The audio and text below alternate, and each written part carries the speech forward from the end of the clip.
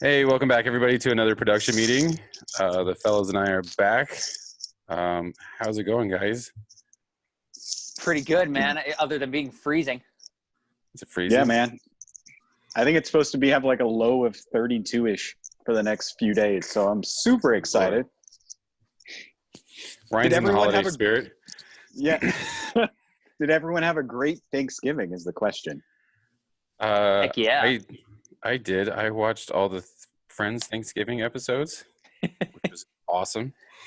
And then I watched Benedict Cumberbatch in The Grinch, which was I was going to say, I'm sorry that you did that. No. Well, my adventure, somehow we didn't actually watch the Friends Thanksgiving episodes, even though we have the DVDs sitting up like right on our entertainment system. And Jeannie's like, can't wait to watch all the Friends episodes. But apparently she forgot, and I didn't want to remind her because I really didn't want to sit through and watch all the Friends Thanksgiving episodes. So that said, I also spent, 5.5 to 6 hours cooking. So I have more respect for those people that deliver Thanksgiving meals on Thanksgiving. Mucho props to all of them. I doubt I'll ever do it again. Who knows? But I think I did a great job. And I didn't get any complaints from the missus. So there you go. There you go. Yeah. I enjoyed it. Watched some football where all the teams were terrible, but Wait, didn't your team win?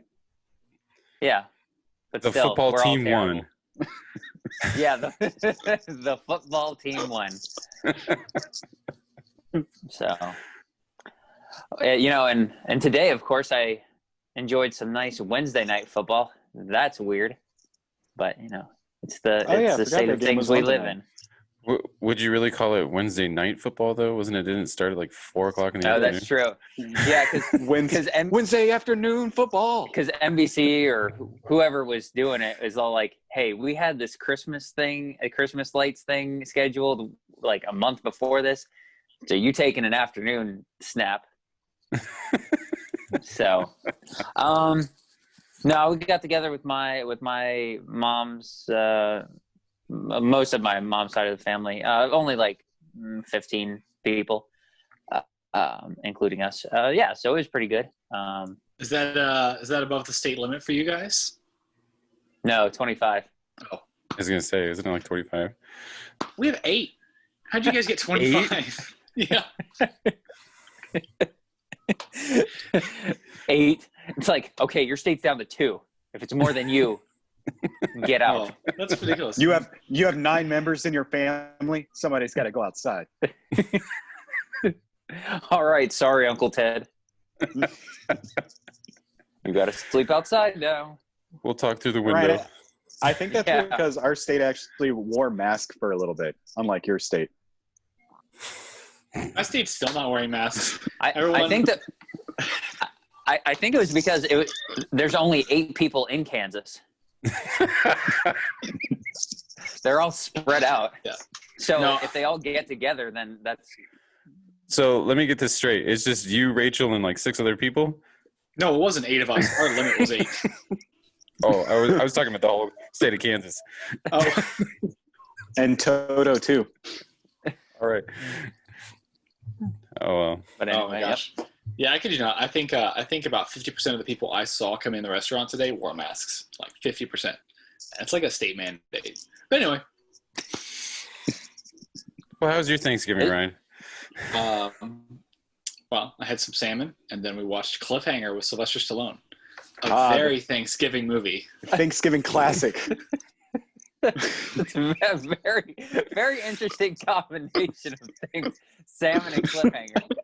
Nothing says America like salmon. Hey, man, as long as he enjoys it, as long as you enjoy it, don't let anybody ever tell you that it's wrong. Yeah, well, I mean, part of it is because I watched so many like potential Thanksgiving movies building up to it because I was trying to figure out what I would write about. You wanted to change of pace, yeah. Yeah, and we got to Thanksgiving and we were like, crap, we're out of Thanksgiving movies.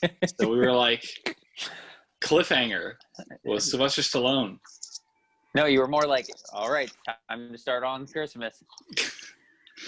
Right now, our Christmas is the MCU. Nice. It's funny you say that. I was thinking about doing that, just starting running through all the MCU, but I don't know. We'll see. I don't know if it's just me. I am not enjoying this watch through of the MCU, like at all. Anyway, It's A kind of discussion depressing. for next time. I mean, I don't know. You've just grown up and matured so much, man. You've seen the real All right. world, and now you Yeah, can't live. You can't now that enjoy I those own- films. Now that I own a 7-hour Russian film, I don't care about superheroes. Cooking with Sergoff. All right. Do you guys watch anything else but the homework? I texted you guys a bunch. Really, all I was watching this week, my homework's different from yours, so all I did was Citizen Kane, and then I finally started watching Demon Slayer through my Hulu, and it's good. It's really great.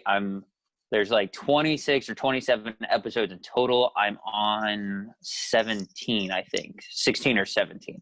And it's actually really good. And I'm not an anime guy, like other than like Dragon Ball. And I don't even really consider that anime. I think a lot of people who are in anime would like be like, hey, what's your favorite anime? And if I said Dragon Ball Z, they'd be like, no, I said anime. But it's actually really good. I don't know if you guys will ever have any time to spare. I'd say give it a shot. If you go through the first like 2-3 episodes and you're not really into it, then you can jump off.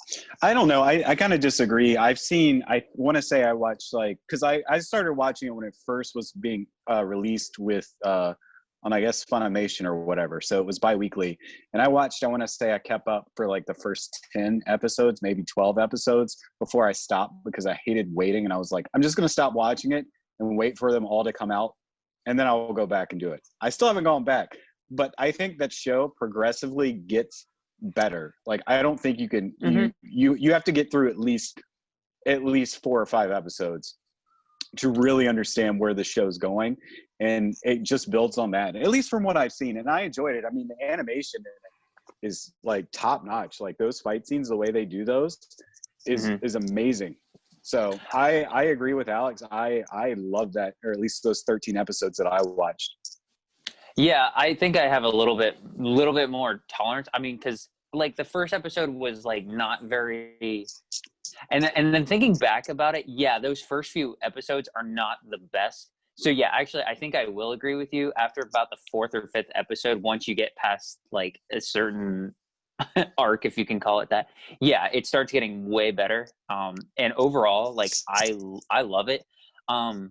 There's the yellow-haired guy that I'm like, he's a little much sometimes because he's always whiny and stuff.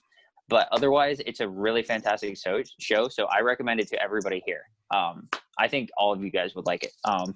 My friend Tristan is like, there's always that in every generation. There's those 3 animes that are like, above all others. So like this generation apparently would be like My Hero, Demon Slayer, and then I think he just threw Dragon Ball because Super's still pretty popular, but I wouldn't consider it that popular. But anyway, recommend it. Those are the 2 things I watched predominantly this week. Cool. I didn't really watch anything new from the homework that we did. I mean, I rewatched some stuff. I watched the Deathly Hallows Part 1 and 2. I did watch, I don't know if you guys have seen the old Eddie Murphy, Steve Martin film, Bowfinger. I had never watched that because I thought it looked completely dumb when I was, it came out in like 2002, 2001 or something. And I remember seeing the trailers all the time and going, that looks absolutely ridiculous. But I saw a review from somebody who considered it a cult film. And so I was like, well, let me give this a shot.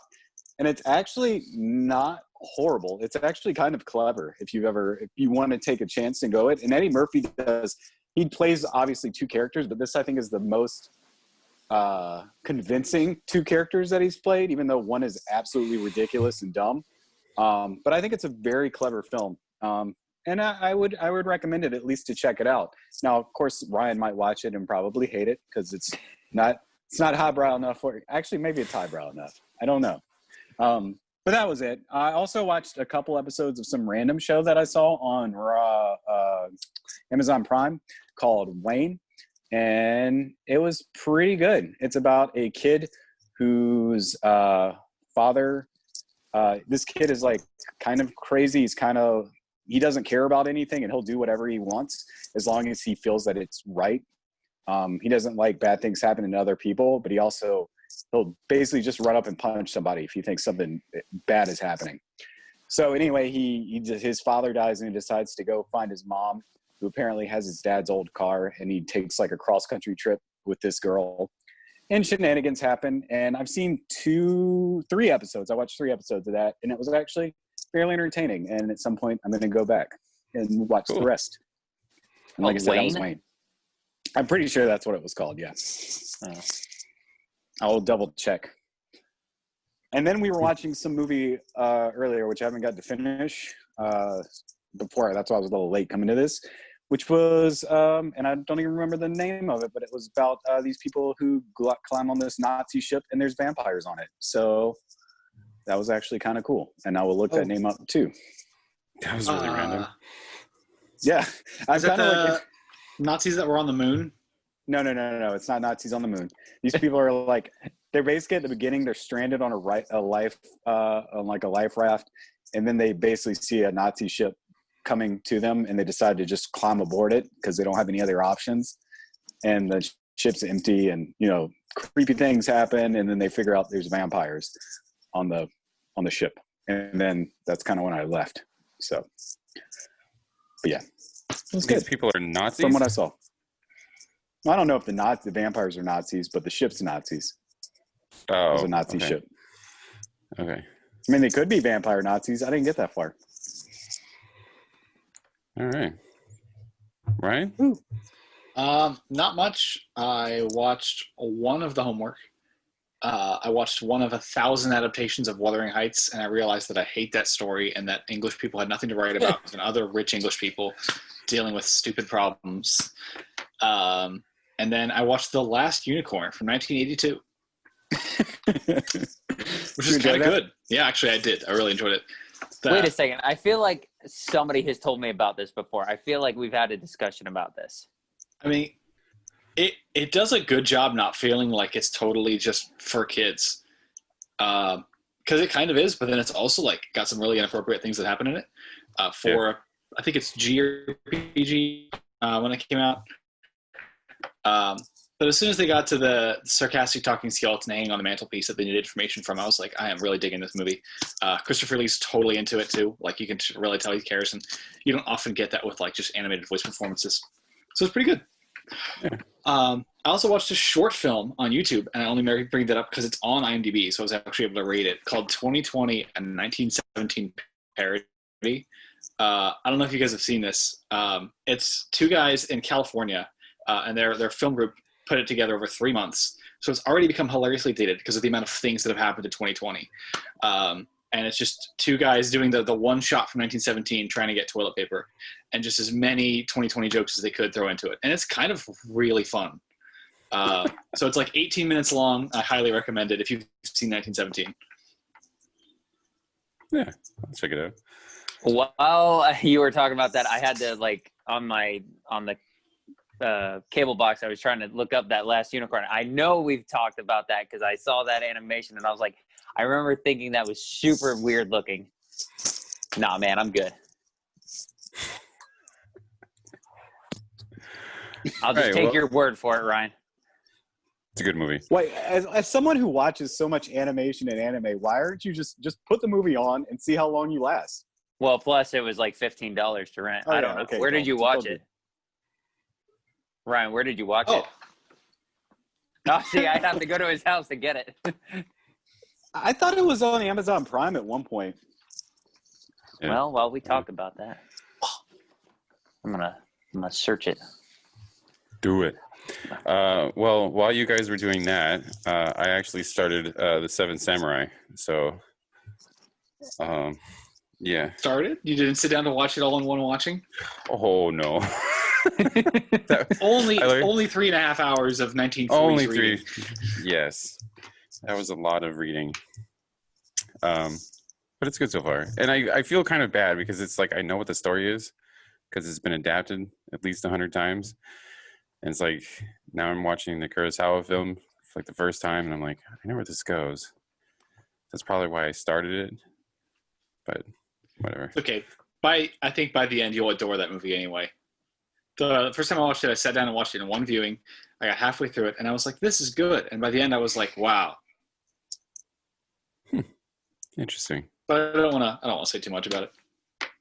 Yeah, that's okay. All right, are you guys ready for the news? As Yes.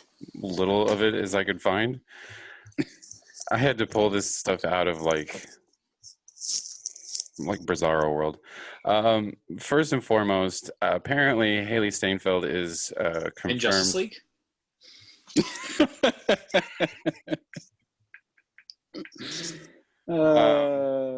No. Who would her character even be? Wonder Girl. There you go. Barbara Gordon. I was ready to throw that out for the first bit of news that was a person or character or something. Oh well. She's Kate Bishop for the Hawkeye series that's coming to Disney Plus. Apparently there's this like set video of them running down a stairwell or something like that, and you see a girl, but we all know that I guess apparently it's Hailee Steinfeld. So yay, nay? Meh. I'm indifferent. I think we all have the same level of going on here. Okay. Yeah. Sure. Yeah. She's You guys gotta capable. It'll be good. Yeah. It's fine. Yeah. You guys got to help me out this week. This stuff is like really random. I So think this is a terrible casting choice. see, thank you, Ryan. Thank you, Ryan. I feel differently, but that's fine. Can we treat this whole like a college discussion board? Clint, I really appreciate your opinion. I love the way you worded this news this week. Got to fill 187 more words. Blah, blah, blah, blah, blah. Good job. Thank you. All right, then. Well, next up is new Van Helsing movies coming from Julius Avery and James Wan. All right, now ears are perked. Did someone say James Wan? Mr. Wan. Yes. That's literally the only reason why I put this in here. Oh, okay. I'm You didn't so on board. You didn't say Hugh Jackman though. Oh, come on! I actually like. I don't like it, but I don't hate it. I can Or sit and Kate watch Beckinsale. It's. I think the original Van Helsing's. I don't know. It's not. It's like. It's. There's no way it's good, but it's such a guilty pleasure movie. I will. Yeah, I can watch it okay. maybe once a year. I think that's fair. Yeah. Oh, I'm going to be sexist for a minute. I watched for Kate Beckinsale, so sorry. I'm going to be a realist for a minute. I don't watch it because I think it's dumb. That's what he says about everything. I watch it for a killer Alan Silvestri score and a punk rock Dracula, who might be one of my favorite movie Draculas. There you Right go. behind. Oh, I don't want to get into this. I have a never lot of mind. Dracula opinions. I've seen like 17 movies with Dracula in them. I don't have Christopher Lee. one. Christopher Lee is objectively the best. Frank Langella is my favorite. There you go. Not Gary Oldman? Not very book accurate. A little too over dramatic. A little too romantic. A little too.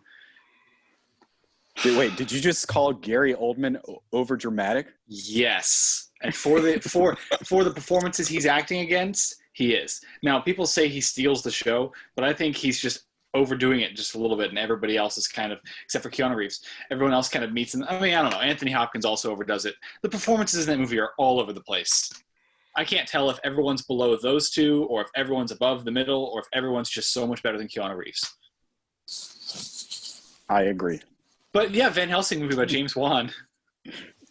I mean, I don't know. I mean, I don't know if it's going to be. Did they say if it's going to be kind of part of the Universal series that they're doing? I know they're not like connecting them, but They're not officially saying that. I think that they probably burnt that bridge the last time that they took that like publicity photo with all of those people, and none of them have a job now. So, yeah, they're saying that they want to kind of like push this forward in that type of vein because I think didn't one produce the last one, Invisible Man? Yeah. So this has come from the director is Julius Avery, who directed Overlord, which wasn't a bad movie. I mean, it's kind of like one of those B horror movies if you guys ever seen it. So I mean, it was good. Yeah. It sounds like one of those things. Now you put it that way, that they wouldn't want to make a big announcement anyway. If they fall into something, they fall into something, and maybe that's what they're going to try to do. Yeah. Yeah. I mean, I didn't know Invisible Man was happening until like a couple months before it came out. Right. And like, isn't Gosling like Wolfman here soon? Isn't he doing a Wolfman? I know the Wolfman I think was that confirmed. is. Yes. Yeah. So, I mean, Universal's been trying to do these like classic horror monster movies for a while now, and that Tom Cruise Mummy POS like fell flat on its face. So, I don't know. Maybe this is their way of trying to like moving forward. So, so next up, Daredevil. The rights to Daredevil actually go back to Disney, and I'm hoping that my post is going to fly because I want them to bring back that cast. Like, I loved those 3 seasons of Daredevil. I thought that he was a perfect incarnation of Daredevil. Vincent D'Onofrio was a good Wilson Fisk. So I don't know. I'll only be in it if Affleck can be the Daredevil. I'm just kidding. Although I don't hate that movie, I don't care. Oh, Alex, we're seeming to lose you. Yeah, I can't really weigh in because I never jumped on. I'm sure I know it's a good show just from people and what they have to say. It's just overwhelming popularity, but I've just never sat down to watch it. I think this is I really like the show, and I think it really nailed its 3rd season. So I think it'd be foolish for Marvel not to at least bring it back in some way. I'm not really sure how yet. I don't know if they're going to throw it in big screen treatment or Disney Plus or try to reconnect stuff. I don't know. I'm not really into Marvel right now. Right. But I think that's great. I haven't seen a Marvel movie in what feels like 25 years. I know. We got like 4 in the span of like 2.5 years, I think. What we had Infinity War, Ant-Man, Captain Marvel, and Endgame. all as, and Spider-Man. Relatively, and Spider-Man. So 5, so it's like we were so Marvel heavy, and then of course COVID makes it, Well, yeah. Well, you gotta think too. It's double heavy because it's the end. It's the tail end of a climax that's taken like 10 years to do, and then you're like, all right, you hit your climax, and you're like, all right, let's start this next breath, and then just kidding, guys, we're gonna have to wait about 1.5 years before you see another movie now. Yeah. So. Meanwhile, all of our news is DC. You mean Justice League? Well, somebody just needs to get together and recut Endgame and add some more scenes. There was something that I saw that said, "Why have the Justice League when you could have the sense of right alliance?" It's cheaper, it's quicker. There you go. All right. Throwing this out there is just kind of like some thoughts. If this could happen. We got this covered, or one of those clickbait said that Sabastian Stan is being courted to play a young Luke Skywalker. It's kind of scary on how close he looks to Mark Hamill. But do you really think that people are going to like? All right, let's use the term courted very loosely here, and we got this covered. They've seen of those fan articles where people compare them and do like video deep fakes of them, and then they're like, oh yeah, that means he's being courted. Yeah, being courted by the fans that are courting Disney to be like, hey man, you should really use Stan as Luke Skywalker. Yeah. So, well, in all fairness, that's how Rosario Dawson got Ahsoka Tano. So, yeah, I mean, it's more, or it's less of like a "this is happening" article, and more of, you know, hey, there's this idea. What do we think about this? And would you back it if this is turned out to be true? And yes, I would, because he does look like him, and he's a decent actor. So why the heck not? And he's pretty close in the whole DC Marvel, you know, realm, being Bucky. So I'm like, the window of opportunity is right there for him to take. I'm like, if they want him and he's, you know, willing to do it, I say, yeah, let's fire this up. yeah, I mean, that's the whole point. Like, my point of like putting this in here is the hypothetical. What if he is cast? Yeah. Do you really think that Star Wars fans are gonna like applaud this? Well, it's yes and no. I think it's like, okay, if we're gonna keep talking about the whole Skywalker, you know, part of Star Wars, it's like, okay, it's been done. This is like the Skywalker saga. I think they're trying to segue out of this. That's why I don't think it'll happen, because they're not trying to make it about him. Oh, but we are talking about Mandalorian. That's the whole point of this, right? Is that he might be in the Mandalorian? Is the concept? I think so. I think that was the Okay. whole point. It was like he may be the Jedi that comes from you know who. Right. Okay, so for that, yes, I think it would work, and I think, yeah, I'm all for it. But as far as outside of this work, like if it's in a major film, no, I don't think it's going to happen at all, because they're trying to segue from this. They're trying to go, you know, even further back, like something that you can still make in the same universe, but you don't have to incorporate any of the same people. You can just, you know, get the main core of elements to of Star Wars lore. Right. So if it's Mandalorian, yes, I think it'll happen. I think it could happen, and it should. But outside, no, I don't think it would happen. Fellow Jedi, what do you think? Should I go first? You can go first, man. I don't want this, and if it happens, people won't be happy about it. What? People didn't like Mark Hamill coming back as Luke Skywalker. I don't would they be happy about somebody else? I agree with you, Ryan, but I also think people aren't going to be happy at anything or at everything. Yeah, that's true. It's why I was so, and I feel like I'm going to get a little bit too much. I'm going to give away a little bit too much about my opinions about this last episode before we get into it.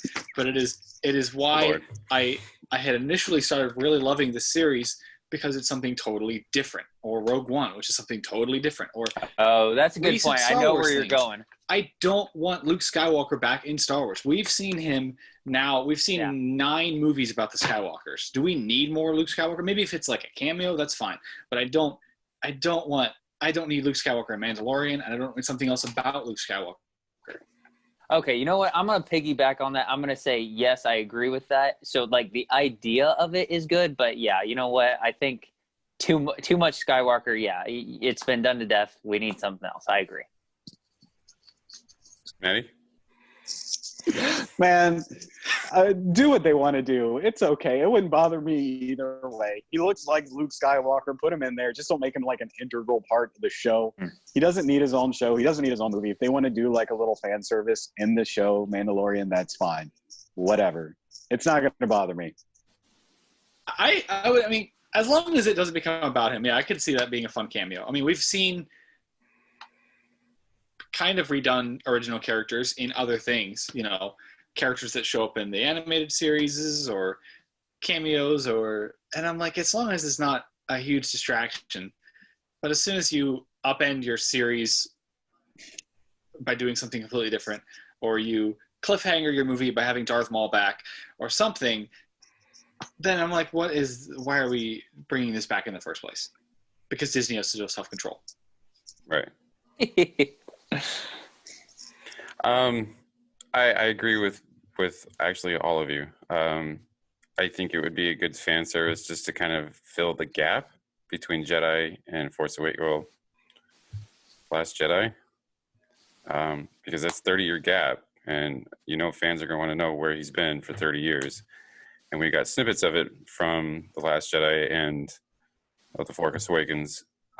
However, I do feel that if you put that big of a name in a TV show, you're going to have your fans clamoring for that instead of what the show is right now, which is this kind of this like low-level story that just is kind of happening like behind the scenes. But whatever. Oh, well. All right. So last but not least, Godzilla versus Kong, it may be coming to HBO Max. Another casualty of... I know nobody else liked it as much as I did, but I'm still of like, I'll take it any way I can get it. It's fine. I don't care. How can you hate a Godzilla movie, man? You just go in and fight. It'll be fine. Matt, have you seen Final Wars? I believe I have. But they're just fighting monsters, man. And aliens. And a little Barney trying to save humanity or something. I know. Ryan, I love you, man, but I was just like, when he talks about the human conflict, I'm like, what? We're talking about big old monsters here, man. I love you. But I mean, I don't know. It's okay. If you don't like it, you don't like it. I own it. I own Final Wars, and I just own as many Godzilla movies as I can. So I'm like, I watch them all. They're dumb fun. I even own the American 2001. It's even the best one. It might be. It's not a bad monster film. It's just a bad Godzilla film. The CGI in that, looking back, I caught it on, I think it was like on TNT, and I was just like, ugh, this CGI. Wait. It's not the CGI, it's the Godzilla design of that is, yeah. What is that? So I remember growing up and watching that and thinking, oh, that's cool. But then looking back going, that was kind of a weird idea. Why did they do that? Liberties. As far as streaming goes, I don't know. So Alex, you and I saw King of the Monsters. And I admit, I was visually entertained like 50% of the time, because half the time I was just watching big monsters mindlessly fight on TV, and it wasn't even well shot. It was messy and whatever, but it was cool to look at because I was sitting in front of a screen that was just massive. I do not want to watch that on a little screen for the first time. I have trouble rewatching the 2014 Godzilla on a small screen, and I love that movie. But I would assume if you said HBO Max that they're going to do the same release that they're doing with Wonder Woman, where it'll be also in theaters as well. The article that I read said that Netflix and HBO were bidding for this, and that Netflix got kicked out because Warner Brothers was like, we have our own streaming service. Why not? As far as this being set in stone, I have no idea. This is just a rumor that's going around. What is the release date for it regardless? Do we have one? No. Okay. It was supposed to be the 31st of this month, actually, I think. Supposed to be. And then they yanked it. Let me look that up real quick. I agree with Ryan that, like, I think it's just because I haven't been to the movies, because we haven't been working there for a while. So it's like I'm forgetting, just sitting in front of there. I'm just watching all this stuff on TV, and I'm just like, well, as long as I can get the content. But I start to think back, and I'm like, yeah, I think maybe the magic of that movie, seeing it on you're seeing gigantic monsters. Why not have them on a big screen? I guess it's more effective that way. So, I mean, again, I will watch it either way. But if you're asking me which I prefer it to be initially available on, it's got to be big screen. Well, this is why I'm a little confused now, is why this is even being brought up. This is not supposed to be come out until like May 21st of next year. I do know that the last, when it got pushed, it was supposed to be now. Like, I think it was supposed to be the end of this month. But if they push it all the way back to May of 2021, who cares? Like, what is the big deal about it right now? I agree with that. Why are we like totally nitpicking about that aspect of it? But as far as the move date, yeah, I think that just makes sense because wasn't that the same time frame that the other one came out? The previous one came out in May. I think it was. Yeah, I think so. I'm not sure though. Late May, early June, I think. Just makes sense to me. I mean, right off the top of my head, the only thing that I can think of is May's probably going to be a huge month. And I think that's why Warner Brothers didn't want to push Wonder Woman anymore, is because like from May on, that whole summer of 2021, if this all goes away, knock on wood, is going to be huge. So that's the only thing that I can think of. So, all right, guys. Any other news, thoughts, comments?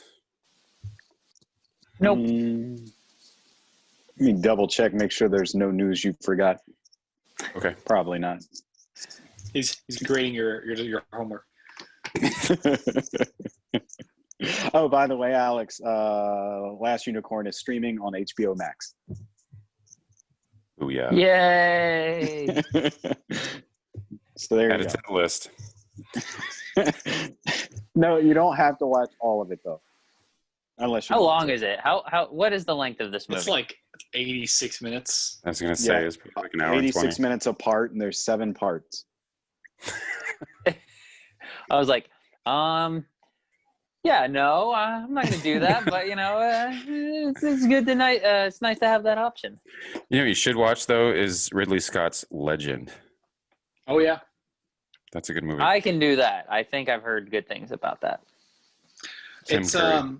director's cut's better if you have the option. It's significantly better. Is that on Max? I don't know, Maddie. Oh, I don't know. I thought you were Okay. just Hold on. suggesting that because it was we were talking about HBO. Oh, you guys. Well, no.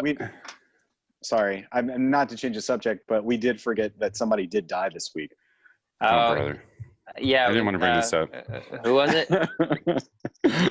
Darth Vader died, man. Yeah, Lord Vader. No. No, I don't know where this is streaming at. I'll find it at some point, or I won't. You should though. It's a good movie. He won't. Wait, you guys talking about Legend? Yes. Yeah. I think I have it somewhere. I don't know if it's a there director's you go. cut though. Is that? Hold on. No, I that's love not that one. Ryan knows exactly where every movie is. But it's like too. freaking bright red, and like my fantasy section's really dark. Wait, you have your films in genres? This isn't even. I mean, yeah.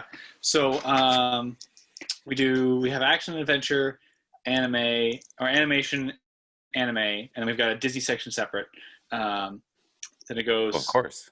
comedy, drama, horror. There's a disaster section that I'm thinking about just disintegrating into other sections because I've got like 8 movies in there. Is that about tornadoes or is that by horrible films? Anything that's no, but I do have after horror. I have a couple others like sports. It's sports and then So Bad It's Good, which are my ironic films because I don't want anyone to think I own The Wicker Man as an actual horror film. Not the or The Happening Beast. as an actual horror film. Then thriller, war, and western. Then I have a best picture section, which I'm only missing like 15 of now. Television and Criterion Collection. And then there's some random, like there's like a little bit of a romance section here. And then musicals. Welcome to Prince Rentals. I know. I was gonna say, and people say that Blockbuster is dead. I'm constantly renting movies here. I have like a crap ton. I have a huge stack of cases from rental video stores because I buy discs and print covers for them, and then I've got the cases. So anytime someone wants to borrow a movie, I put it in a rental case, so I don't have to lose the place that it is. Because then I will put another movie in its place and forget. And everybody learned a lot about Ryan. we even catalog them all on My Movies, which is an app, obviously. I think I've heard of that. Yeah. Yeah, 2,849. That's how many movies you have? Holy crap! And I thought my 300 was impressive on my Voodoo. That might be including, that is including multi-packs. So, like, you take in mind that I just bought, like, 5 tins of Washington movies in one pack, or I've got, like, a 15-pack of something, or 21 Studio Ghibli films and stuff like that. Still. Phew. Oh, I did watch Castle. Thank you. Good movie. It is a good movie. All right. Moving on. So you guys know what time it is? Oh, and sci-fi. I have a sci-fi section. And I have a section specifically for the Monster Cinematic Universe. So every Dracula, Invisible Man, Phantom of the Opera, Wolfman, because I have it's like a big stack of movies, all with just those. Do you watch? Do you have a documentary section, or do you watch?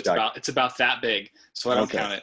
I have another little section that's about that big. I don't even know what it is, but yeah, we've also got special sections for, like, all of Lord of the Rings is separate, all of Doctor Who is separate, all of Tarantino is separate because I've got every Tarantino film. What were you moving on to? Trying to get you to open up your own rental store, man. I think this is a good right?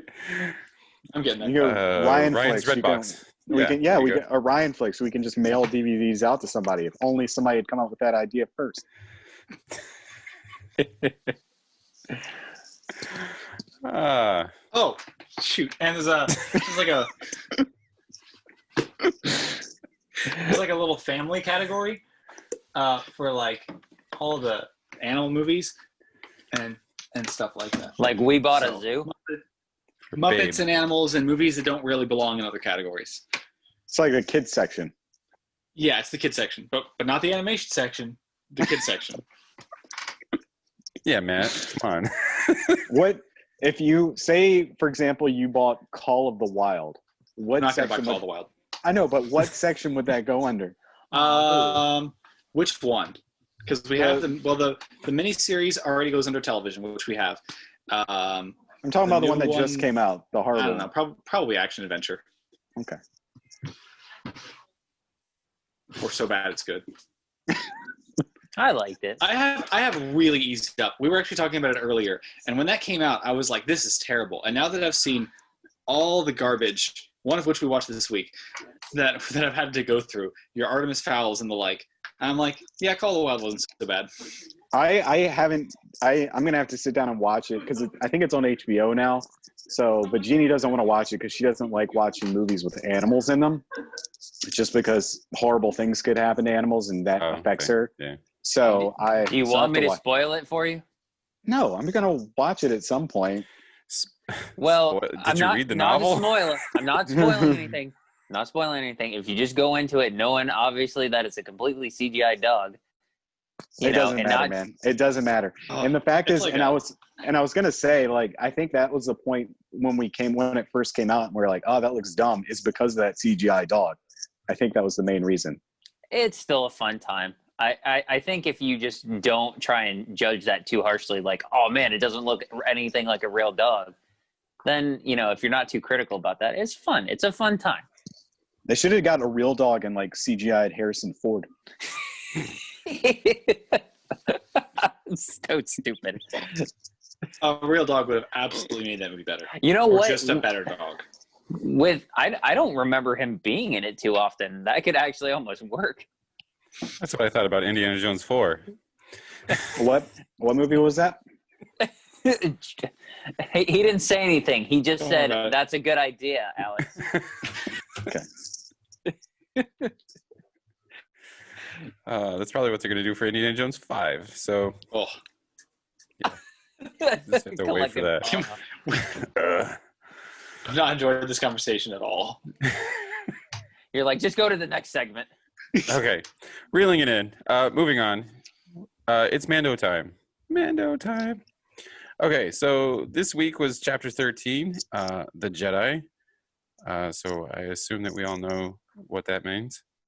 Spoilers. Ryan's already distasteful about We this. we all liked it except for Ryan, so we're gonna go to spoilers now. Yeah, we're gonna go this like this is gonna be a spoiler-filled critique about this. I loved it. I think this is about as Star Wars gets.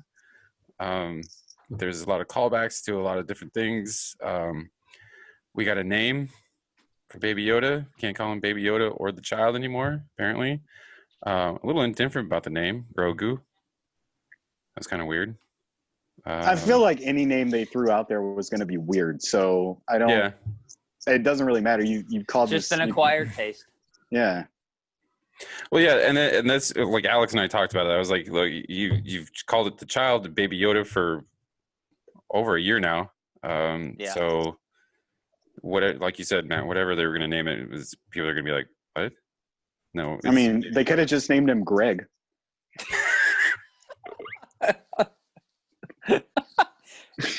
Gregu. or Bill, something like that. Greg.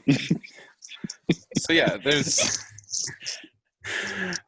a lot of callbacks to a lot of different things. But with this episode, there's a lot more questions that start to pop up. So Mando finds Ahsoka Tano on a planet. I can't remember what the planet's name was. And they're going to Tython. That's the next one? Oh, yeah. Never mind. They're going to Tython. Don't listen to me.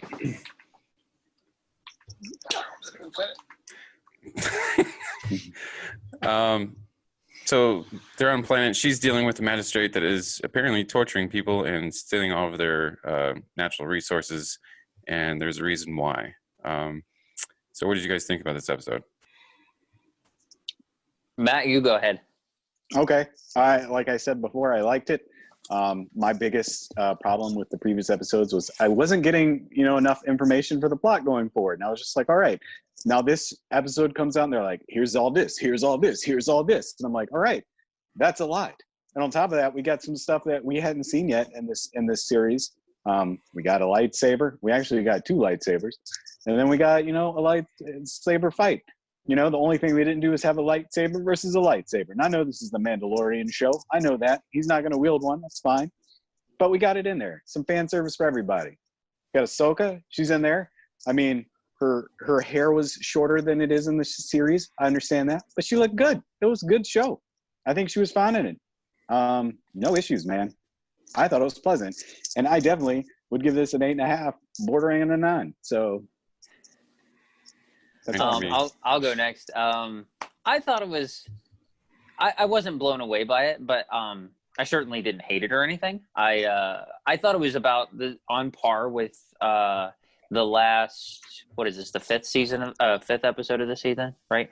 Yes. So I thought it was just as good as the last 2 that we've watched. I wasn't blown away by those either, but I enjoyed them. It's kind of like it spiked for me real early on, and then it just kind of simmered for a while. I think it has obviously a lot to do with I have never watched the Clone Wars, so I don't really have that much of a emotional attachment to her character. I mean, it's cool to learn about. Don't know if she's going to be involved more, potentially. Could be. Who knows? Not crazy about Baby Yoda's name, but like we've said, it's kind of like they could have thrown anything out there and we probably wouldn't have liked it. So it's just going to be something we get used to. The story's fine. Kind of not, I wouldn't say excited to see where it goes, but yeah, like I'm invested in it and I'm interested to see where it goes. Yeah, you can definitely tell the dynamic shifts. Like it had some story elements, yes, for the first part, but it was like, let's show you a little taste of what we kind of can go as far as action. And then it's like, they've completely flipped that. We're going to kind of be more story oriented and, have, yes, those battles here and there. And, finally throw in a lightsaber. It's good. It doesn't blow me away. Like, it's fine. It's a fun time. It's all right. Is it all right? It's all right. It was good. It wasn't all right. It was good. Let's not start Ryan? this. All right, now Ryan, now that he's had time to stew and sit in his anger. I'm not angry. I mean, I initially really loved it. I don't really like sitting down and being told a ton of exposition. So be it hearing Baby Yoda's name and all of his backstory all at once was a little underwhelming. I was kind of like, oh, great. Does it have any effect on the attachment we have to the character? I don't think so. So I'm not sure how I feel about any of that. I mean, you can proceed the episode just fine without that information. So, I mean, you still do it at the same test, I'm assuming, to see if they're force sensitive, except she should already know. I really liked a lot of the Yojimbo callbacks. Cinematography was a really good looking episode. And I mean, I really enjoyed it for the most part. Rosario Dawson was great. And then they name dropped Admiral Thrawn, and it just had me so worried about the rest of the show. I don't want Star Wars Rebels Season 5 in my Mandalorian Season 2 or 3. I just miss the individual episodes where, and I mean, I don't know if this will be the case or not. It might just be the case where they're just kind of piloting. But so far we've got a Boba Fett with nowhere to go, and a Mandalorian pickup from Rebels and Clone Wars with nowhere to go, and the Jedi storyline with Grand Admiral Thrawn and nowhere to go. And the last episode introduced us to a whole bunch of ideas that are relevant to the show we're watching right now. So I don't know if they're all going to collide and maybe it will be a bigger picture or not. And I don't want just a ton of spin-offs for a bunch of other shows in the show I'm watching, nor do I want this to become something so big and consequential to the Star Wars universe that we're missing the point of seeing a little episodic series about a bounty hunter and a baby. So I don't know how I feel about it because I haven't seen the rest of the season yet. Right. Or the rest of those shows that you talked about. Yeah, I mean, I was like, I love the mature way they brought Boba Fett back. And now I'm convinced he's not going to be in the rest of the show, so it doesn't matter that we saw him. Well, Yeah, I mean, that's a good I point. agree. I think your worries and fears for the series are valid. And we're gonna have to see what happens with the show. I mean, if I was a bet man, I don't think that these characters are gonna play like huge roles. I think they're just gonna show up when they show up, when the Mandalorian has to do what he has to do, and they're just gonna be in the background. He might get involved with them. Things might happen, but I think they're just gonna be in the background for the fans. And I mean, I would be on board with that. I mean, as a Star Wars fan, I'm loving everything we're getting. And my dream scenario is that all of these big things are carrying on in the background, and we as the audience only get to it every once in a while. Because I wanted to know. I mean, in the original novelization of like Heir to the Empire, you get like how the Empire is hanging on after their defeat, and how important Grand Admiral Thrawn is. And in the last episode, we heard that or 2 episodes ago, we heard they have a fleet, and now we're introducing Dark Troopers, and it seems like we're going in this route of answering questions. I would love it if he just pops up every once in a while, and all these things are happening. But we don't just get all the story about these things happening, because I don't want it to take away from the kind of small scale personal story that we have. So as long as we keep it contained. Yeah. I mean, and that's what I'm hoping. And to go back what you were saying about the exposition, like I completely agree with that. But I think the main point of this, and assuming that they don't use Ahsoka, continuously through the series, is she was brought in to be a kind of a mouthpiece for Grogu and to give that backstory, because you've seen him for 15 episodes now, 6 whatever, and you don't know anything about him. Now you know where he's from. Now you know he has a name. Now you know he's not a kid, that he actually has kind of feelings and emotions. So you have more of a background and you more understanding of where he's coming from. And I think that's why she was there, just to be that mouthpiece for him. And she'll probably be gone for the rest of the season. Yeah. I mean, I'm fine with that. That didn't bother me as much. I think the name is fine. I more have questions now than answers, where I'm like, well, how does she, since we didn't see it, it's got that question of like, did this just happen off screen? Which, I mean, I'm okay with. And it seems like if it does connect with more about like how the heck the Empire and post-Empire knows about him, it wouldn't make a lot of sense if he was nobody. I don't know, somewhere in between over dramatic reveals and completely under dramatic delivering of the backstory is a sweet spot for me. So I think ultimately what we're saying is that it just kind of depends on what's to come next, because I think I remember texting you guys and saying this episode made me like episode 3 more. When she, what was it, Bo-Katan, who, you know, told her where to go, or told him where to go, you know, so that made me appreciate that more. So maybe down the line, I'll appreciate this episode more based on what's to come. So I think it's just all right, bring on what you got.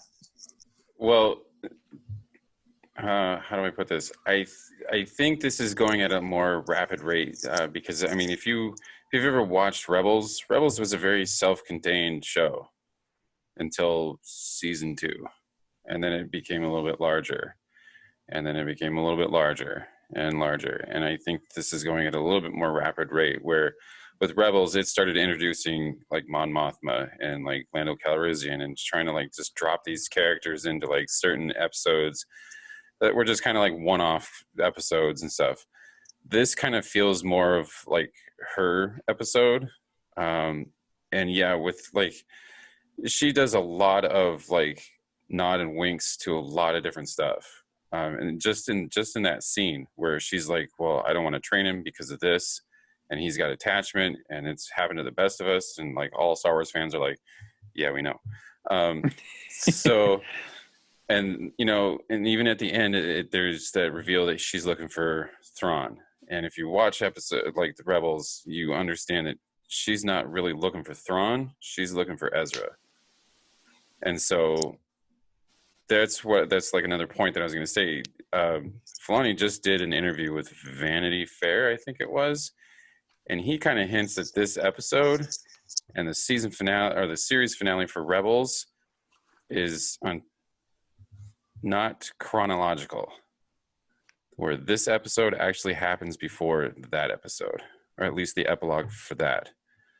So at the end of the series, to spoil this, the series, Ezra disappears with Grand Admiral Thrawn in ways that is pretty cool. But there's an epilogue to that episode where she goes with Sabine to look for Ezra.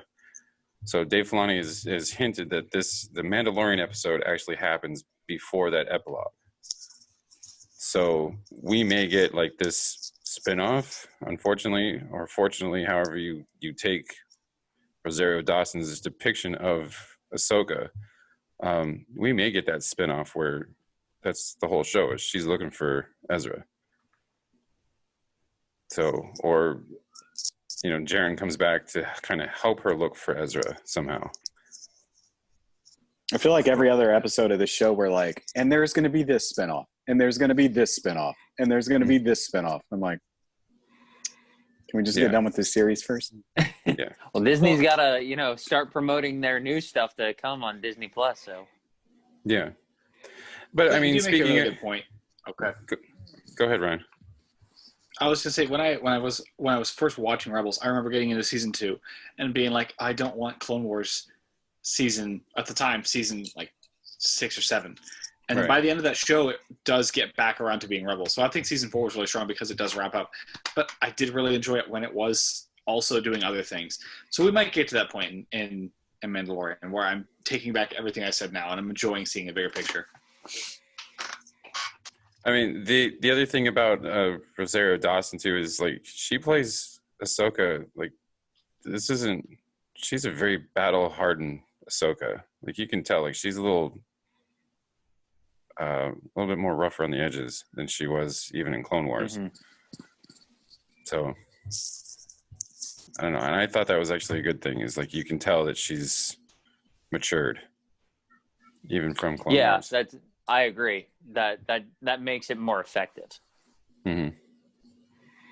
So, my only question. Oh, sorry. No, go ahead, Ryan. My only question about where all this is going is: are we just going to find out that like Kylo Ren killed all these people? We're gonna put together like this group of Jedi. Spoilers.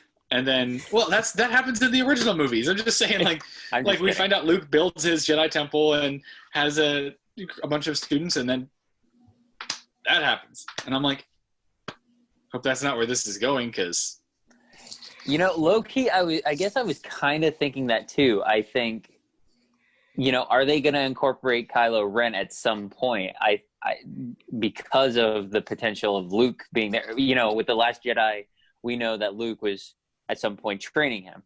Or, it's been a while since I've seen it, so I don't know exactly what was happening. But, yeah, I thought that same thing, Ryan, that he could somehow be incorporated. I don't know to that extent, but I think I don't hope it happens, but, that might happen. Who knows? Well, this is 25 years before Force Awakens. Oh, is it? Yeah. Yeah, we're gonna get toddler Ben Solo. Yeah, probably. Oh, okay. Before, Okay. Yeah, before you even get to Kylo Ren. Yeah, I thought it was like maybe 10 years before the events of that. Okay. That makes more sense. So, Ryan, no, I don't think that'll happen. Well, and seeing that's why, like, the whole conversation about Sebastian Stan becoming Luke Skywalker was brought up earlier in news because, like, he's now it makes even more sense. Yeah. Yeah, he should be about the right age to start, like, the Jedi Temple and like the whole new Jedi Order and everything. Yeah. So, we'll see. All right. Any other thoughts on Mando? And that's Mando time. All right, so we all kind of had like different yet the same type of homework assignments. I want to start with you, Alex. I'm dying to know. How did Citizen Kane come out? All right, everybody, earmuffs. I'm just kidding. No, it was fine. When I was like briefing you guys before this, I was like, this is definitely a movie that everybody at some point in their life should watch. I will definitely say that because as we've been, on and off mentioning this before, it's a revolutionary and kind of pioneering movie. Like a lot of elements and cinematography techniques are, taken from that. Like they were born from that. So I tried to remember that while watching this, and obviously, it's an almost 80-year-old movie, not trying to have that mentality. Like try and be open is not the correct word, but be basically open. Just, take it for what it is. The story's fine. It's definitely, you have to have a good attention span for it. It's not gonna blow you away, but I mean, it's a 1940s film. What do you want? I liked it. I wasn't blown away by it, but and I already, because this is, like I said, almost 80-year-old film. The spoilers have been out there forever. With Rosebud and everything, and so I like that kept recycling in the back of my brain. Like, I know what this is. That kind of takes the newness out of it and the joy of discovering what it actually is. So, but I still tried to, again, view it the way it should be viewed. And I enjoyed it. Would I watch it again? Yeah, sure. I would say, now, is it the greatest film of all time? I would not say that, but I definitely think, again, this is something you need to watch, and I appreciate it for everything. Sometimes it doesn't feel as old as it was. Sometimes I'm like, okay, the way they do certain things just doesn't feel like the time frame time it's set in. It sometimes doesn't feel like that. But it's a good flick. It's on HBO Max. I would recommend it to anybody. In fact, more so, I think you should. Like, I think you owe it to, if you call yourself a film lover or a film watcher of high degree, you need to watch this. Put it in your, lexicon of movies, your whole list. Yeah. 7 out of 10, I think is fair. 7.5 for me. Orson Welles is good. Like his character dynamic is interesting. Like you feel for him for a good chunk as a child, and then you learn that, you know, he's kind of all about success, and, you know, he's kind of douchey but kind of good at the same time. And I'm like, okay. And then, you know, you learn that, you know, Rosebud being a sled, you know, it's kind of precious to him even at that ripe old age, you know, looking back at a time when he was just innocent. I thought the concept, maybe I'm just missing something, but like his parents basically selling him, or that person buying a child. I don't know if I'm missing something, but that's super bizarre and weird. But you know, that's the only weird thing about that movie. Everything else seems pretty normal to me. You know, movies got a movie at that point. But you know, it's fine. I would not say I regret it at all. It was a decent 2 hours watching. 7.5. I'll maybe let it stew for a couple of days, and you know, I'll say I'll give you a final grade on that later. But yeah, I know Ryan's begging to tell me something about this. No, I was gonna say I forgot I had a classic section. That's everything before 1967. But if the genre of the film is smaller than the classic section, like war, they stay in the other section. Okay. No, I was gonna say, Clint, you got to just intercut like that cut of a bird with the loud screech, just really quickly. Oh yeah, that's a weird part.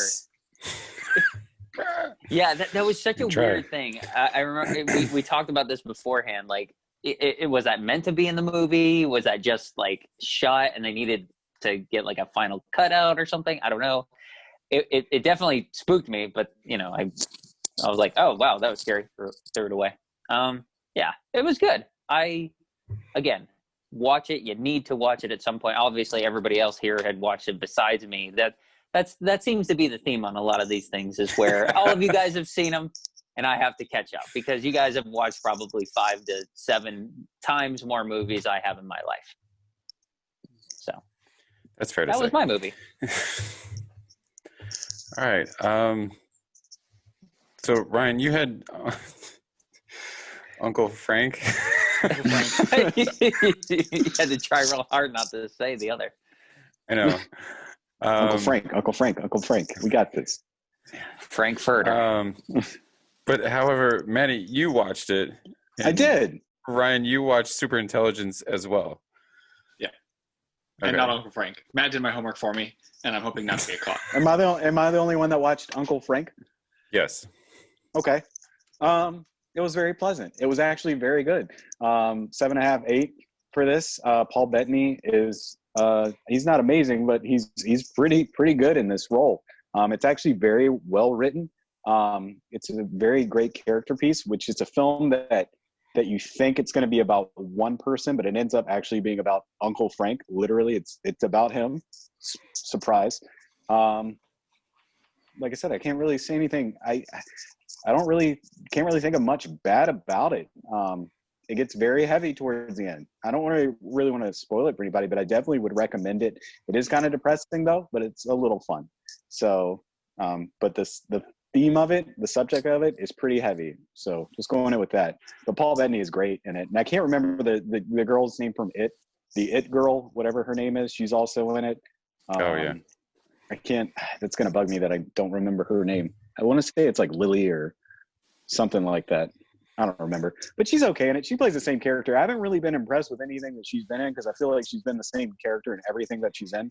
But as far as like Paul Bettany goes, he was completely different in this, and it was great. So yeah. Why does Uncle Frank look like Vision? He doesn't. That's the thing. I mean, he sounds like him, obviously, but he doesn't really. He has a good look, and I didn't even it didn't even register with me for a second, and I was like, oh. So Sophia Lillis. Sophia Lillis. I knew there was like a Lily or something in there. Is she the one? And I'm always I always rave about Interstellar. Was she the daughter when she's grown up? No. Am I thinking the right person? No. Who am I thinking of? Jessica Chastain. Yeah. Then who's the It girl? But Jessica Chastain plays the adult version of her in It Chapter 2. Oh, so you're actually okay. Yeah. Oh, okay. See, I didn't know which one you were talking about. I don't know actresses and actors as well as you guys either. So it's okay, Alex. You're right there with us. You're on the right track. Yeah, I'm near the ballpark. You had the right character for sure. You're in the parking lot. Wrong stadium. You have a Walmart. All right. But yeah, so recommend all of you guys watch it. You'll like it. cool. Ryan, what about SuperIntelligence? But you guys It's- both watched this, right? I'm I- sure. I think I did. I definitely watched a movie last night that had Melissa McCarthy in it. It was very no, it wasn't memorable. It definitely was a movie. I will say this. This movie is rated PG, which is crazy to me. Like, they literally went out of their way to make this movie PG for some reason. I don't know why, but they're like, you know what? Let's do this Melissa McCarthy movie that has some pretty intense stuff in it. I mean, it's funny, but there's some pretty intense stuff at the end. But let's cut out. Wait, did you say it's funny? It has a cute moment every now and then, but they cut out. There's really no foul language in the movie at all, which is crazy to me, considering what happens in the movie. And so I don't know what Mr. Falcon was thinking. I don't know why they decided to go for the PG rating, because I'm sure they have plenty of outtakes of people not being very PG with this film. So, but it wasn't god awful. I digress on that, but I would definitely probably give it a 4 out of 10, 3.5 out of 10, something like that. That's exactly what I gave it.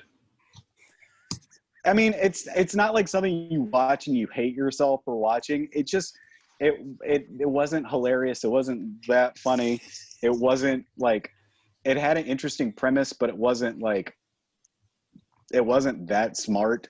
It really didn't make sense towards the end, but nothing of it screamed god awful. So that's why I give it 3.5, 4 out of 10. And then Ryan's like, au contraire.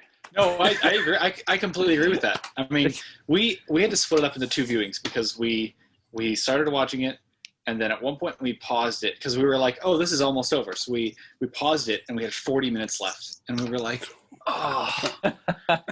So we just turned it off and put it on the next day, and it just kind of slugged to the finish. I don't think any of it's remarkable. I chuckled a couple times. James Corden, the AI using James Corden's voice in a world where James Corden exists was really funny. Actually, I got a couple of jokes. I mean, they use that is the only that is one of 3 jokes in the entire movie. The other one is just the same observational comedy, which doesn't work. And it's did you want to go? No. Do you want meat? And I'm like, please stop bantering back and forth. It is not funny. I don't think I've ever seen it in a movie where it's funny.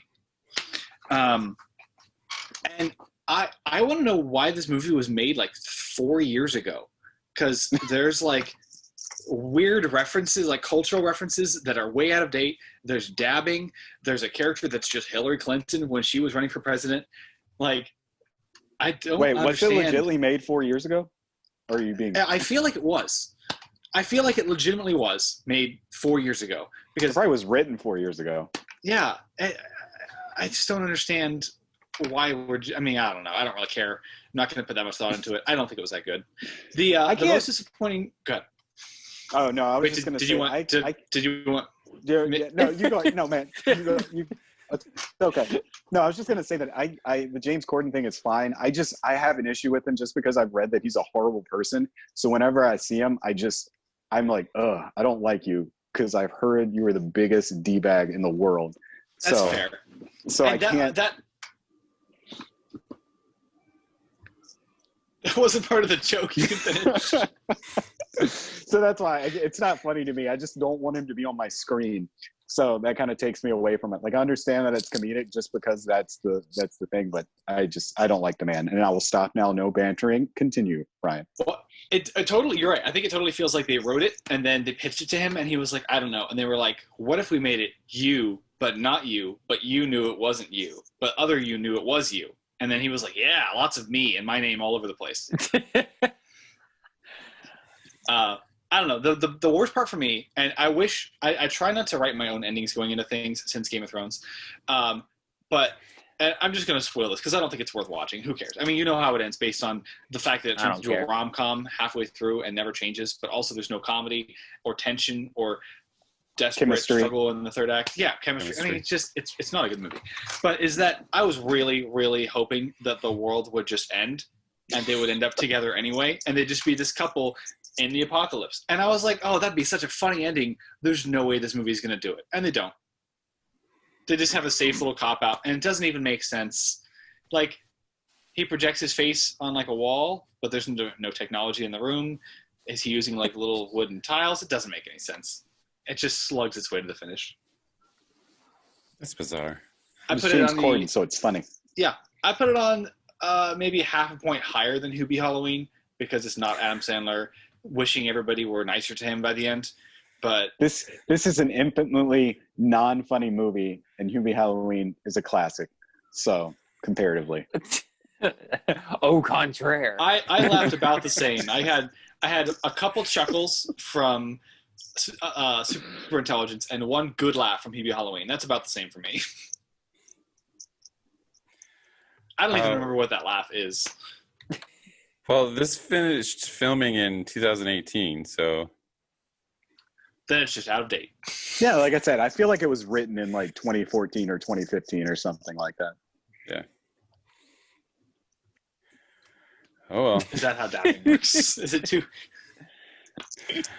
All right. Well, my homework was The Flight Attendant, which is starring Kaylee Kuko. Is a series that's gone to HBO Max about a flight attendant that wakes up in Bangkok with a dead one-night stand in her room, and she tries to leave, and like fun stuff ensues. I will say that the first episode is a chore, because I tried, man. I tried, and I just could not do it. Yes, the first episode is very much a chore, and it's very much you have to get used to the way that the story is being told to you. Because there's a lot of so all this is going to be like in the trailer. So she gets drunk with some guy that she meets on the plane 'cause she's a flight attendant, and then she goes because she's in Bangkok, and then she goes to the hotel room and they have sex and whatever, and then they pass out, and then she wakes up the next morning and he's dead in her bedroom or the bed. She tries to clean it up, and she leaves, and she tries to come all the way back home to New York City. What they don't show in the trailer is that there's a lot of like internal dialogue that they're trying to do with the dead guy, but it's almost like this superimposed, just kind of like it's this like quick kind of like, and then it's her and then the dead guy in the hotel room, and they're like having this conversation, and then it's just like how she's trying to remember what happened to prove her innocence, and then there's like 3 or 4. By the time that you get to the third episode, you find out that there's like 3 or 4 different like sub stories that are going on that somehow seem to be connected to the one larger story. They only dropped the first 3 episodes, so I can't really say or want to say what the more of that is. They come out Thursdays apparently. Once you get past the first episode, it's not bad. The first episode is a chore because you have to get kind of used to the storytelling. And then by the time the second episode kind of kicks on, you start to kind of like appreciate her, like Kaylee kind of like carrying the show by kind of like herself. And then you start to get introduced to all the other subplots that are going on. So then it distracts you from the whole bigger picture. It's very pulpy, like crime novel of the week type of show. It's not super serious. It's not like it laughs at itself. It doesn't take itself too seriously. So by the third episode, I was like, all right, I guess I'll finish the season. So it wasn't bad. I mean, obviously her biggest claim to fame right now of being Big Bang Theory. Does it feel like she's playing the same character at all, or is it like very different, kind of similar? It's a mix between Harley Quinn and Penny, so it's like right in the middle. Okay. Because obviously she's like an alcoholic, and like you can obviously tell that there's like some deep like emotional issues that are going on with this girl. But it's kind of in the same vein, like right in the middle between her Harley Quinn and Penny. Yeah, that's kind of what I would expect with this kind of story, and the demeanor in which it's told. Yeah. So I mean, if you like that type of stuff, yeah, I'd give it a shot. Just to kind of like right off the list, I guess. I've not seen any trailers or commercials for it, but I have seen. Is it on HBO Max or Hulu? It's Max. It's HBO Max. Okay. Yeah, cause I saw the little promo for it, and I'm like, you know what? Maybe. I don't know. Yeah, if you're not sold by this, like the end of at least the second episode, because like I said, you have to get through the first one, and then get into the second one, and kind of like start to see like where like these sub stories are starting to form. If you're not following it through the second episode, don't bother. How long are the episodes? Like an hour. 45 minutes. Yeah, 45 minutes to an hour. Okay. But they do. I will admit that they do kind of go, except for that first episode, they do kind of go by pretty quickly because there's a lot more stuff that's going on. Yeah, I might check it out. Yeah. So out of 10, how would you rate the first 3? Probably 6 right now. That's kind of where I was thinking you'd go. Okay. 6.5. Okay. Yeah. Interesting. Yeah. I'm pretty solid with that. 6.5. All right. You guys got anything else? No other thoughts? Cool. So this week, coming up on the 4th of December, Mank is coming out, and that will be our collective watching for the week. Alex. I was gonna say I can get into the routine of watching a classic movie, and then you guys do your own thing. Hey guys, I'm gonna review this 50-year-old movie that everybody's seen probably a dozen times that I'm seeing for the first time. Oh, we can probably find one. Yeah. Oh dang it! I was just kidding. I mean, Casablanca's number 2, so is that on any streaming service? on For HBO free? Max. Alex. I mean, I know here's looking at you, kid. Great. Go watch That's about Casablanca it. now. Yeah, man, I told you the whole plot. What else do you want?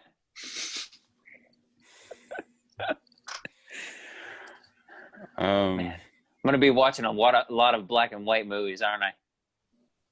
Now you are. No, you're just going to be watching old movies, man. Why do you got to bring color into this? Yeah, man. Come on. You're an idiot. Come on, Lawrence of Arabia. Oh my god. You're so stupid, Matt. Yeah, am I gonna be watching a bunch of black and white movies? Man, we're not telling you to watch Remember the Titans. So stupid. Just gonna be watching old movies. Dang. I would Okay. piggybacking on what Ryan said. If you really want to watch Lawrence of Arabia, you can. It's 3.5 hours long, I believe. Sheesh. I know of that movie, and I've what? Huh? Alex, there's one beautiful way to watch Lawrence of Arabia. Drink coffee, watch the first half, wait a day, watch the second half. Okay, do I have to watch? I was about to say, do I have to watch coffee? Do I have to drink coffee? You probably want to for the first half. Or Red Bull. Yeah. Okay. It's one. The first half of Lawrence of Arabia is one of those things where it's like, and I say the first half because they feel like perfect. I mean, it's a good thing. They feel like two very different movies. I love it for it, and I can't say why. The first half does really drag sometimes, and of course, you can appreciate the cinemascope of the desert and the Oscar-winning score and all that.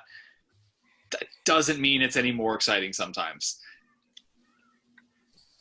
Okay. I mean, I've caught glimpses of it being on, I don't know, like Encore or something, one of those high channels where they normally do that stuff. And it looks good, but to that point, sometimes it looks like it's a little bit not of a drag, but like it can be slow sometimes. But I'll probably at some point, I'll say Casablanca will be my additional movie this week. I'll go ahead and I'll put that in there. I'm going to be watching other movies too. I know I mentioned this to Clint. It's on Apple TV and it's kind of a kiddie movie, but it's like, I think, what's it called? Wolf Walkers, one or the two. And I was like, I keep seeing a commercial for it and it looks cute and everything. So I'll probably end up watching that and I'll, give my thoughts on that. I totally even forgot to mention that I had been playing Spider-Man, Miles Morales, this whole time. I think I'm almost done with the game, in fact. Dang, you've been playing a lot, sir. I don't think it's that long. I think you can get done with it in like 6 hours. Oh, well, never mind. Is that a separate game or like a release with the game? I don't know how because I keep seeing it. So in the first game, Miles Morales is a character, and you learn about him in the first game. This Miles Morales game is its own thing. It's kind of like a sequel. It's more like, here's the first game and a sequel would normally be here. It's kind of like this kind of goes off in this area. It's a sequel, but not a direct sequel. It obviously it focuses on him way more than Peter Parker.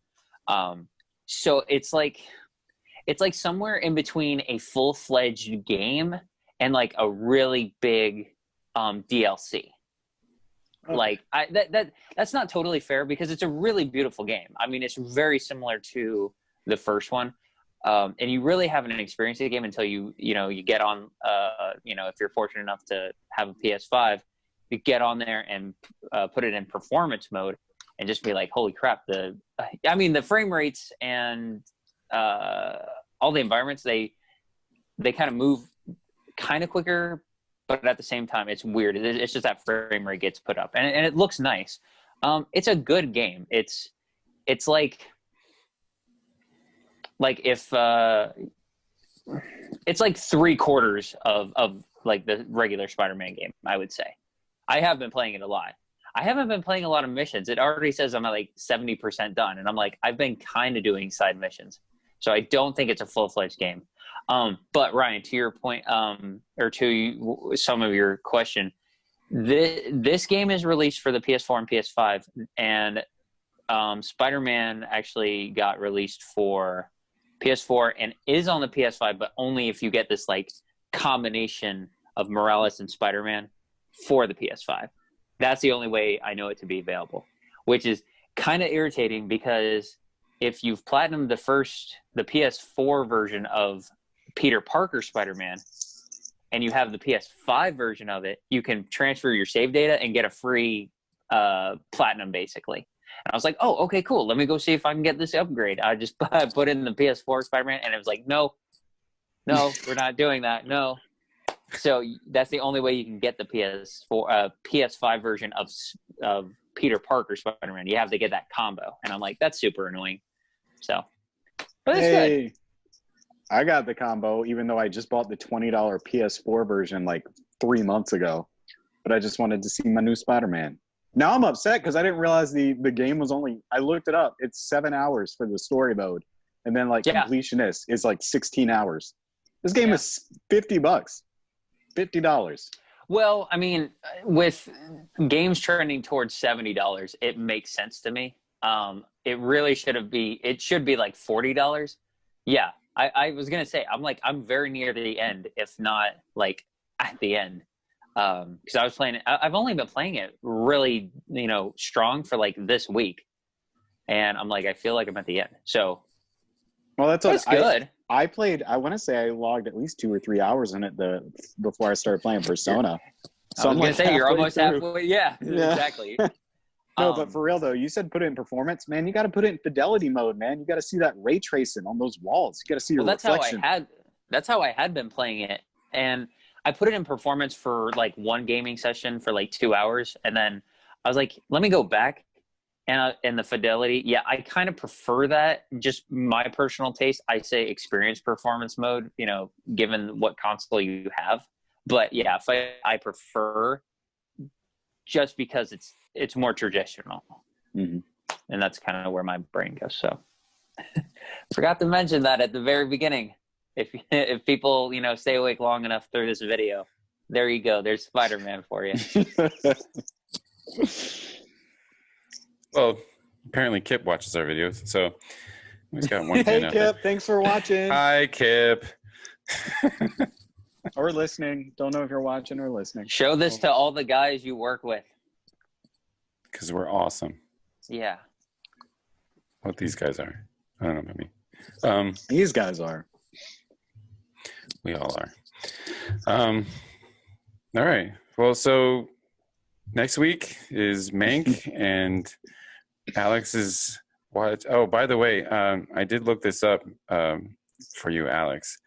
Lawrence of Arabia is actually 3 hours and 48 minutes long.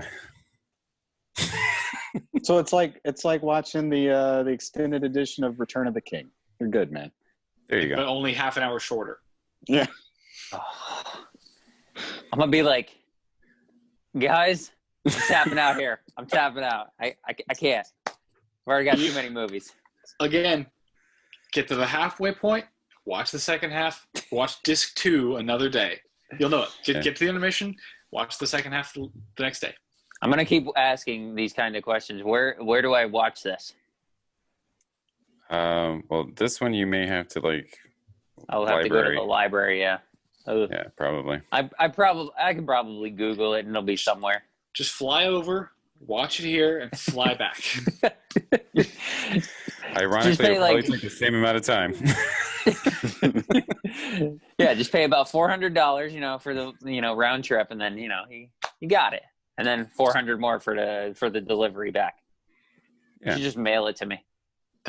That'd be a lot cheaper. Told you, RyanFlix, man. He'll mail DVDs out. There you go. RyanFlix. You got to set up your queue, and then he'll send you out one at a time. I would love how somebody puts in a queue for something that like he totally hates but still has, and then he's gonna be like, "Let me tell you about this movie before you invest your time," and then writes a little article about it and submits it. See, I don't know. I mean, I would not if I did this theoretical thing. I would not put my So Bad It's Good movies on there, and all the rest.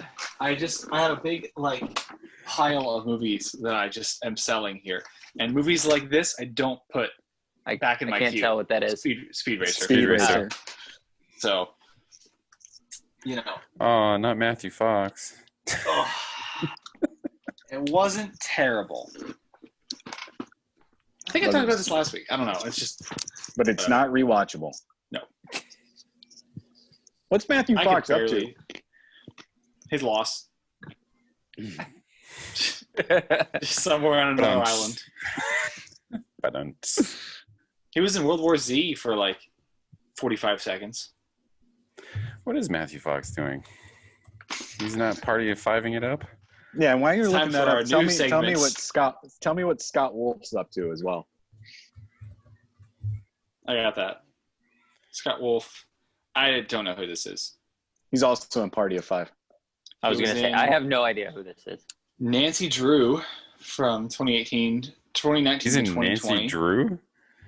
A Christmas love story. Is he doing the Hallmark Lifetime movies? Yeah, all these look like just Meet My Valentine. Such good people. The Volunteer. Oh, we're back to like 2013. This guy has like not much. Anyway. That's a good gig, man. If you get an actor and you get into like those Hallmark Lifetime movies, like those holiday ones, and you get in their rotating cast, you just get paid every year, man. You got steady business. I believe that Matthew Fox is like retired. To be honest with you. For a second, I thought you were going to tell me he was dead. No. No, not that I see. You say retired. Is he just having trouble finding work? That's probably the better word for it. The last movie that he did was Bone Tomahawk. That was decent. That was messed up. Don't spoil it because that's on my homework list. Is it in the middle of your list? Yeah, I found the Film School Rejects website, and they had like the 100 best films from like the last decade. See, unlike Alex, I don't have to go back very far. I'm starting from the beginning, man. All right, let's watch the first movie that was ever made. Then let's watch the second movie that was ever made. And then, First 100 like, years later. 17 minutes? It's like a Great Train Robbery or something? Or one of the train?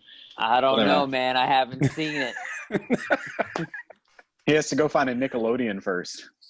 Put that in and just crank it.